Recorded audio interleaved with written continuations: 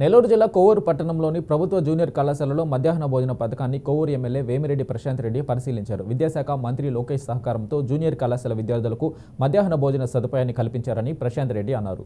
రాష్ట్ర ప్రభుత్వం ప్రతిష్టాత్మకంగా నిర్వహిస్తున్న మధ్యాహ్న భోజన పథకాన్ని ప్రతివారం నాయకులు పర్యవేక్షించాలని ఆయన కోరారు. అనంతరం విద్యార్థుల భోజనంలో నాణ్యత లోపించకుండా చూడాలని అధికారులను ఎమ్మెల్యే ఆదేశించారు.